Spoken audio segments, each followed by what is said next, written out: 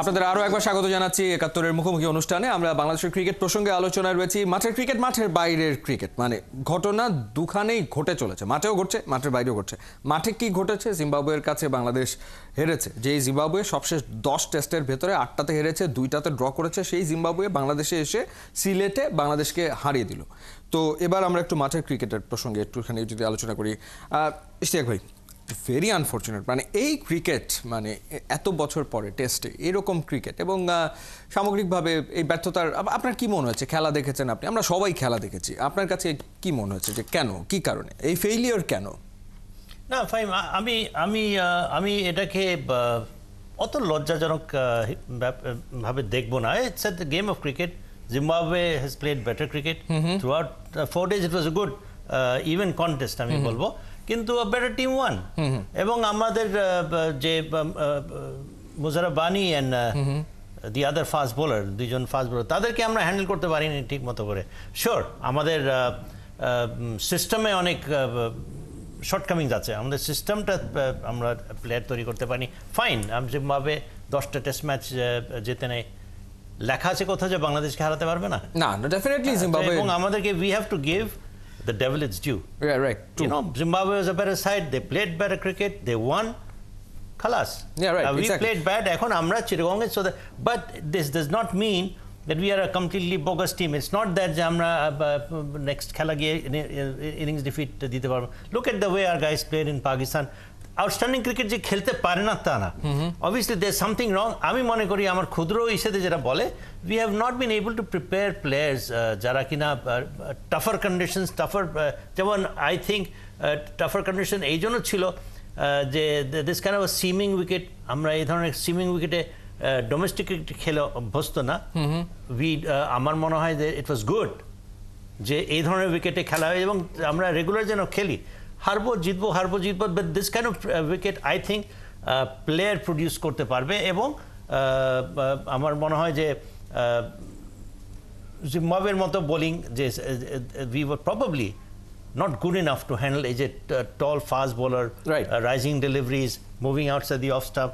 The technical deficiencies was exposed, glaringly exposed. না, যে plan তো আমরা করেছিলাম যে গ্রিন টপ উইকেট আমরা বানাবো।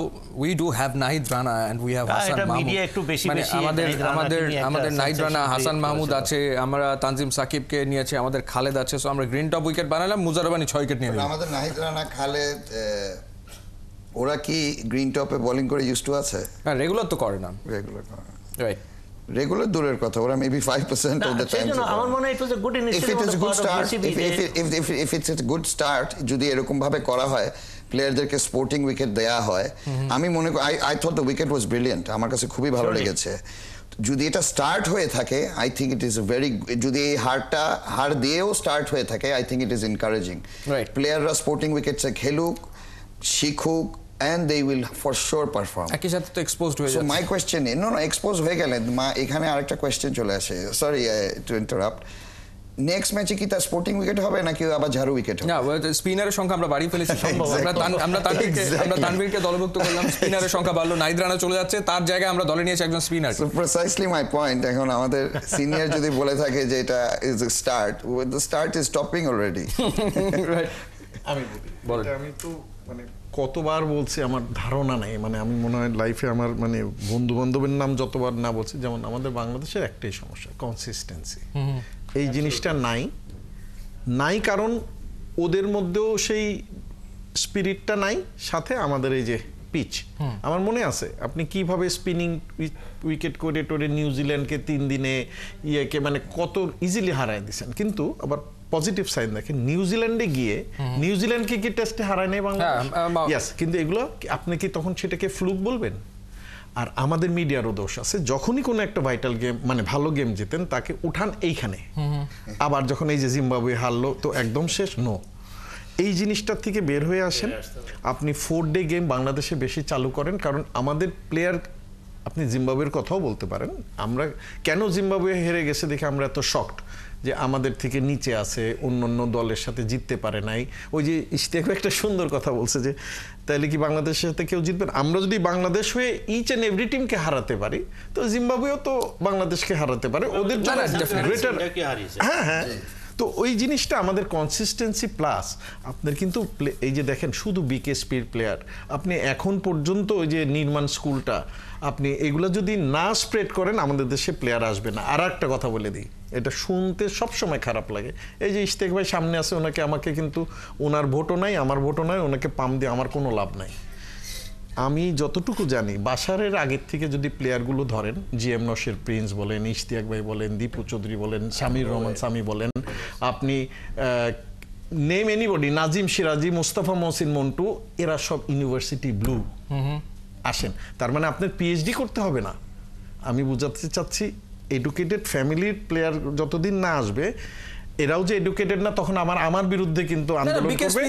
আমি বলছি একটা পয়েন্ট, আপনি যে নামগুলো ইউ আর মেনশনিং, আপনি ওখানে জাভেদ গোল্লা, গোল্লা, আপনি ওনাকে এখন অ্যাজ এ টেস্ট ওপেনার করে দাঁড়া করাই দেন, he will have better performance because আমি ওনার খেলা দেখেছি তো এই জন্য বলছি। না সে তো শুধু গোল্লা কেন, তুষার ইমরান আছে, এইটাই ইস্যু না। ইস্যু হচ্ছে যে আপনি যত ইয়ে করবেন, আপনি একটা ট্রেনিং ক্যাম্প করেন না, হাম্বলনেস শিখান না প্লেয়ারদের। এই যে ধরেন আবার ব্যাক করি, আপনি একজন ধরেন একদম তৌহিদ হৃদয় কিচ্ছু করে না, আসলে উনি একদম মানে আম্পায়ার একটা ভুল ডিসিশন দিছে, আমরা ছোটবেলায় ক্রিকেট খেলি নাই, উনি খেলে নাই, উনি খেলে নাই, আম্পায়ার ডিসিশন শেষ। আপনি এখন আমাদের আগের যেই টুর্নামেন্ট মানে লিগ ট্রিক যেভাবে হয়েছে, আপনি জানেন যে এই ব্যাটসম্যান এলবি হলে এলবি হবে না, আপনি বুঝেন। এটা শুধু ক্রিকেটের ঘটনা না, এলবি হলে হবে না, সেই প্লেয়ারটা তো টেস্টে গিয়ে মানে এই চান্সটা পাচ্ছে না, বিদেশে গেলে সেই চান্স তার আউট হলে আউট দিয়ে দিচ্ছে। এখানে আবার মিতু ভাই যে ঘটনা ঘটছে, ধরেন আম্পায়ারের এই সিদ্ধান্তের ঘটনা, আপনি লাস্ট মানে আমাদের প্রিমিয়ার লিগ ফুটবলেও একই ঘটনা ঘটছে, রেফারির ডিসিশন সেটা দুই দলের প্লেয়াররা কোনোভাবেই তারা মানছে না, এবং মাঠের ভিতরে যে ঘটনা ঘটছে চলমান, হকিতেও একই ঘটনা আসলে ঘটেছে, রাইট।